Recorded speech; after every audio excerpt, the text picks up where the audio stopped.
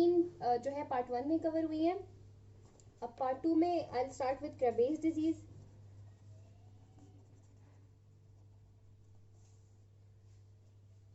क्रेबेज disease में accumulate क्या चीज हो रही है? गैलेक्टोसेरेब्रोसाइड। गैलेक्टोसेरेब्रोसाइड कैसे बनती है? वही बेसिक सीरामाइड का मॉलिक्यूल और इसके साथ एक गैलेक्टोज का हेड ग्रुप। जब ये स्ट्रक्चर होगा तो it gives rise to galactocerebroside, और इसको जो एंजाइम मेटाबोलाइज करता है it is appropriately named as galactocerebrosidase enzyme. Deficiency होगी गैलेक्टोसेरेब्रोसाइडेज एंजाइम की और एक्यूमुलेट करेगा गैलेक्टोसेरेब्रोसाइड।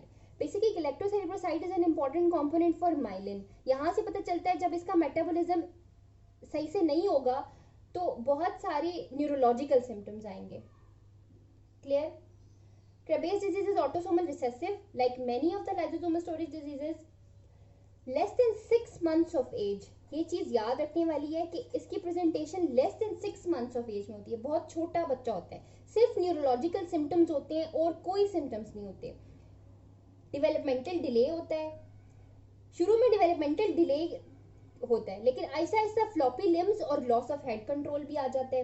रिफ्लेक्सेस समटाइम्स जो स्टार्ट के रिफ्लेक्सेस होते हैं सारे वो एब्सेंट भी हो सकते हैं, ये मोरोज रिफ्लेक्स एक्सेट्रा, या ये एबनॉर्मल भी हो सकते हैं, एब्सेंट और एबनॉर्मल रिफ्लेक्सेस। लेटर स्टेजेस पे ऑप्टिक एट्रोफी भी होती है, विजन लॉस भी हो सकता है। इसमें फीवर होता है समटाइम्स लेकिन विदाउट एनी इन्फेक्शन।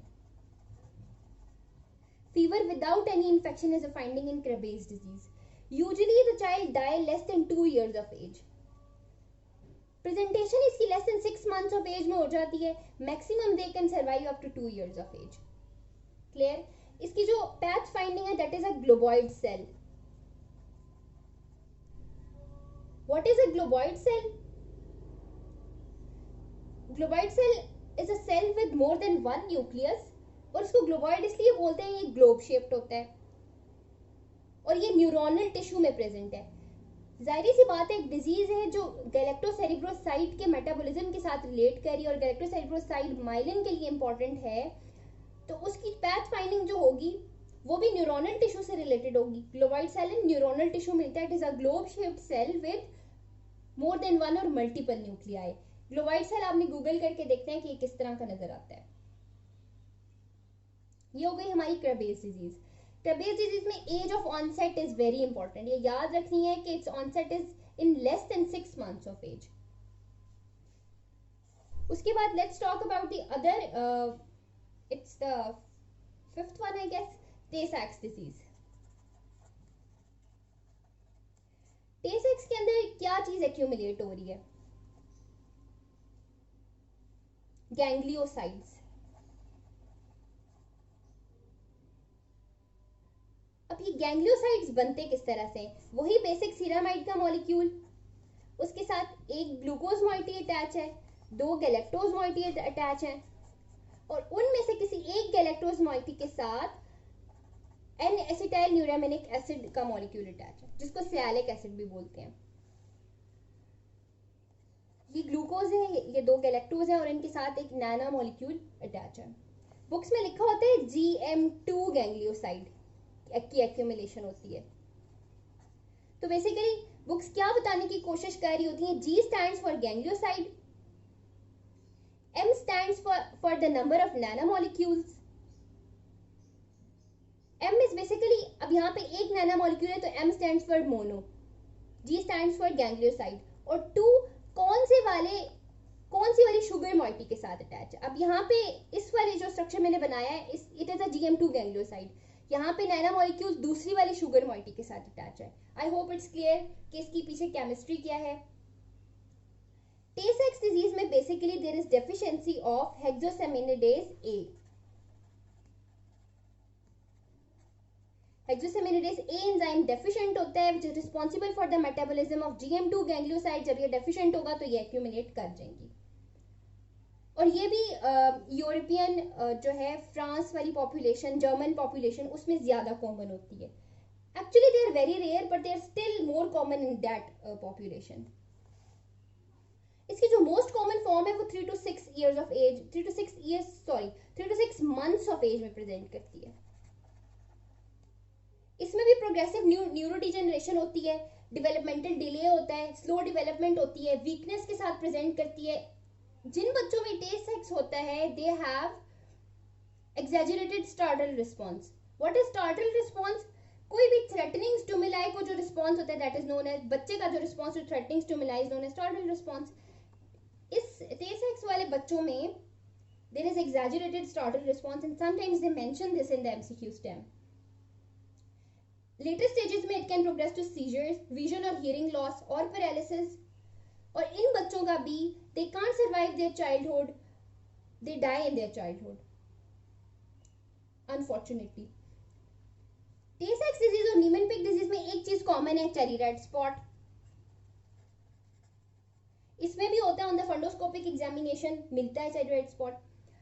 लेकिन फिर नीमेन-पिक और टे-सेक्स डिजीज को एक ही चीज डिफरेंशिएट करती है दैट इज हेपेटोस्प्लीनोमेगाली। वो मैंने पिछली वीडियो में बात की है हाउ टू डिफरेंशिएट। इसमें कोई हेपेटोस्प्लीनोमेगाली नहीं होती, पर नीमेन-पिक डिजीज में hepatosplenomegaly with cherry red spot होता है। इसमें there is no hepatosplenomegaly on the physical exam.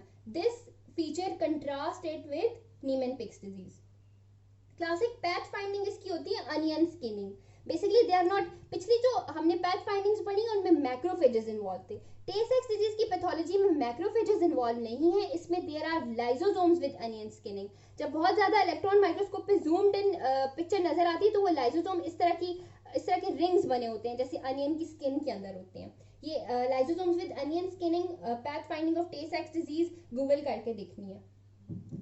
अच्छा, इसकी प्रेजेंटेशन अगर केस बना के पूछें तो किस तरह से बना सकते हैं? छोटा सा इन्फेंट होगा 3 to 6 month ओल्ड, हो सकता है कि वो मेंशन करें एशकेनाजी जो इसका डिसेंट मेंशन करें, डेवलपमेंटल डिले के साथ होगा, एग्जैजरेटेड स्टार्टल रिस्पॉन्स होगा और चेरी रेड स्पॉट होगा। इसमें deficiency of hexosaminidase A enzyme है and there is accumulation of GM2 ganglioside. Next, एक ही डिजीज पीछे बच की है मेटाक्रोमैटिक। एक और चीज about Tay Sachs disease, it is also known as globoid cell leukodystrophy, क्योंकि इसकी पैथ फाइंडिंग जो है वो ग्लोबॉइड सेल है। Sorry, Krabbe disease is known as globoid cell leukodystrophy, not Tay Sachs disease. क्रेबेज disease की में ग्लोबॉइड सेल मिलता है, तो ल्यूकोडिस्ट्रॉफी से याद रखना है, एक तो मेटाक्रोमैटिक ल्यूकोडिस्ट्रॉफी, लेकिन some books write Krabbe disease as globoid cell leukodystrophy, तो उसमें परेशान नहीं हो जाना कि ये कोई नई लाइसोसोमल डिजीज आ गई है।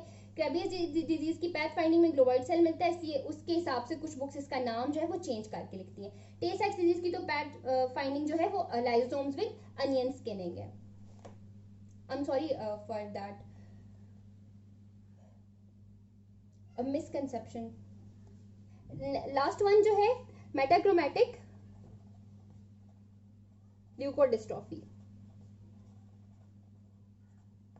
I clarify once again, Krabbe's disease can, some books write Krabbe's disease as globoid cell leukodystrophy because of its patch finding. This one. Metachromatic leukodystrophy is also autosomal recessive. In सारों में they all are autosomal recessive except Fabry's disease which is X-linked recessive. इसकी भी बहुत सारी सब types होती हैं। अब ये इसका चाइल्डहुड ऑनसेट भी हो सकता है और एडल्ट ऑनसेट भी हो सकता है। जो मोस्ट कॉमन टाइप है ना, इसकी अप्रोक्सीमेटली 2 years ऑफ एज में प्रेजेंट करती है। अब 2 years ऑफ एज में बच्चा चलना शुरू कर देता है, तो इसकी MCQ स्टेम में they will mention ataxia, they will somehow talk about ataxia और history of falls या gait problem, इस तरह की किसी कोई बात करेंगे जो आपको लीड देता है कि ये मेटाक्रोमैटिक ल्यूकोडिस्ट्रॉफी की बात करें। अच्छा, अब मेटाक्रोमैटिक ल्यूकोडिस्ट्रॉफी में जो मॉलिक्यूल इन्वॉल्व है जिसकी एक्यूमुलेशन हो जाती है वो भी बेसिकली माइलिन के लिए इंपॉर्टेंट है, और क्रेबेज डिजीज में जो मॉलिक्यूल इन्वॉल्व है, जो मेटाबोलाइट इन्वॉल्व है, वो भी माइलिन के लिए इंपॉर्टेंट है। दोनों में न्यूरल सिम्टम्स होंगे, लेकिन हमें डिफरेंशिएट करने के लिए सिर्फ एक क्लू मिलता है, एज ऑफ ऑनसेट। इसमें बहुत छोटा इन्फेंट होगा, less than 6 months of age, और इसमें अप्रोक्सीमेटली भी जो ये प्रेजेंट करती है एट 2 years ऑफ एज, और इसमें एटैक्सिया की बात करेंगे। तो ये एज ऑफ ऑनसेट इन दोनों डिजीज को डिफरेंशिएट करने के लिए बहुत इंपॉर्टेंट है, क्रेबीज डिजीज को और मेटाक्रोमैटिक ल्यूकोडिस्ट्रॉफी को। इसमें एटैक्सिया, गेट प्रॉब्लम्स, हाइपोटोनिया हो सकता है, स्पीच प्रॉब्लम्स, बच्चा बोलना शुरू नहीं करता दूसरे बच्चों की तरह, और डिमेंशिया हो सकता है इसमें लेटेस्ट स्टेजेस में। अगर ये अडल्ट प्रेजेंटेशन इसकी अडल्ट एज में, तो उसमें डिमेंशिया की भी कंप्लेंट हो सकती है। और जिन चिल्ड्रंस में अप्रोक्सीमेटली 2 years ऑफ एज पे मेटाक्रोमैटिक ल्यूकोडिस्ट्रॉफी प्रेजेंट कर जाता है, they do not survive childhood unfortunately. इसमें जो चीज एक्यूमुलेट होती है दैट इज कॉल्ड सल्फाटाइड्स। सल्फाटाइड्स से कंफ्यूज नहीं होना कि कोई नया मॉलिक्यूल आ गया, बेसिकली वही सीरामाइड का मॉलिक्यूल है जो बेसिक हर मेटाबोलाइट की स्ट्रक्चर में इन्वॉल्व है। उसके साथ एक गैलेक्टोज हेड ग्रुप अटैच है और उस गैलेक्टोज हेड ग्रुप के साथ एक सल्फ्यूरिक एसिड का मॉलिक्यूल अटैच है।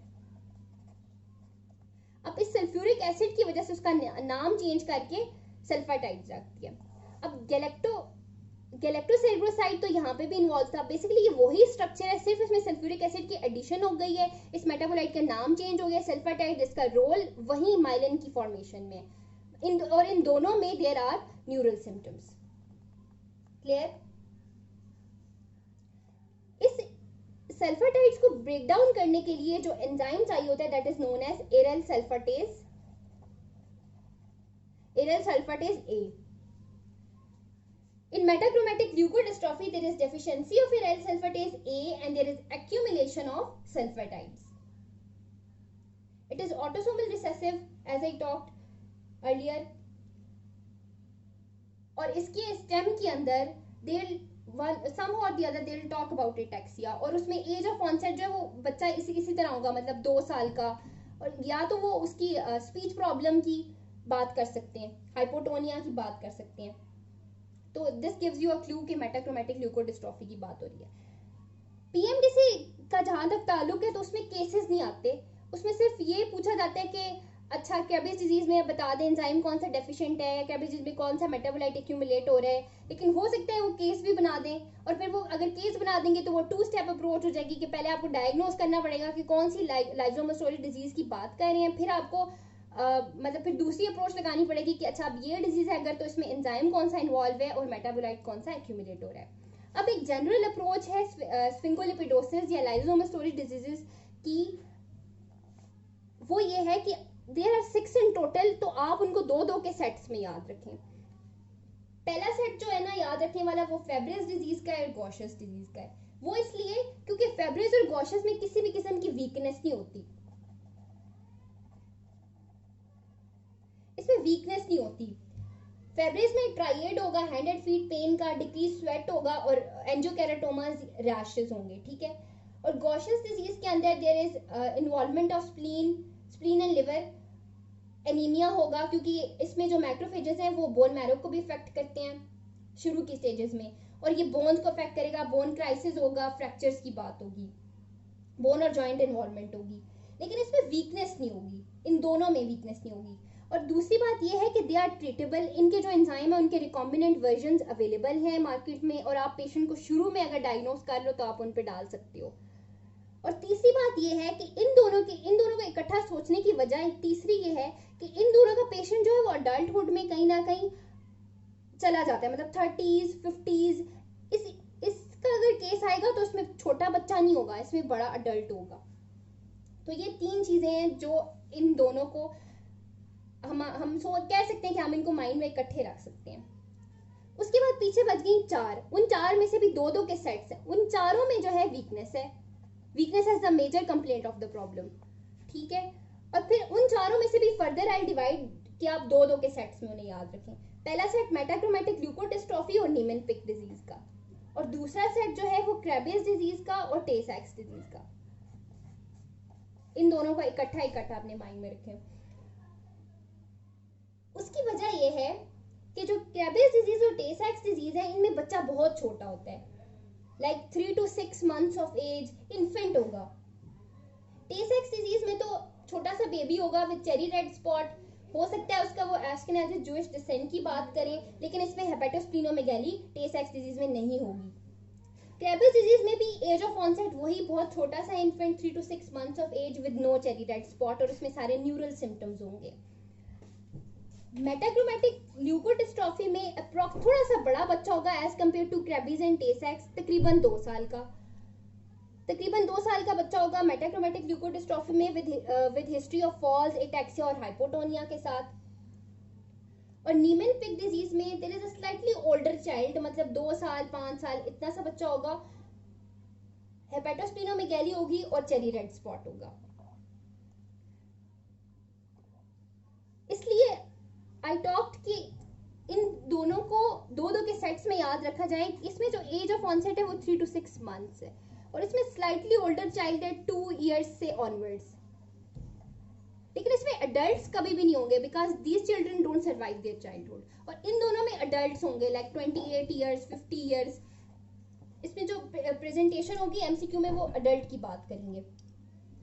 एक और चीज, क्रेबिस डिजीज और मेटाक्रोमैटिक ल्यूकोडिस्ट्रॉफी, इन दोनों में हम कैसे डिफरेंशिएट करेंगे? इन दोनों में there are neural symptoms, neurologic symptoms. Neurologic symptoms इन दोनों में होंगे, लेकिन जो एज ऑफ ऑनसेट है अगेन वो फिर इन दोनों में डिफरेंशिएट करवाएगी। मेटाक्रोमैटिक ल्यूकोडिस्ट्रॉफी 2 years और Krabbe disease 3 to 6 months, a very small infant. ये टॉपिक मैंने इसलिए पहले कवर कर लिया बायोकेमिस्ट्री में, एक तो इसका किसी और साइकिल के साथ कनेक्शन नहीं है, और दूसरी बात ये एग्जाम पॉइंट ऑफ व्यू से इंपॉर्टेंट है। एग्जाम में इसके एमसीक्यूज आते होते हैं।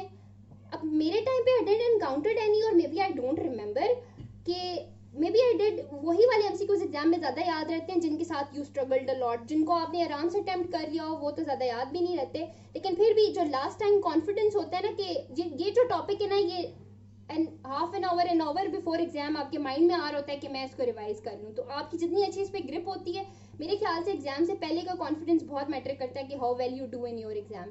तो इसलिए इस टॉपिक पे अच्छी ग्रिप होना इज इम्पॉर्टेंट।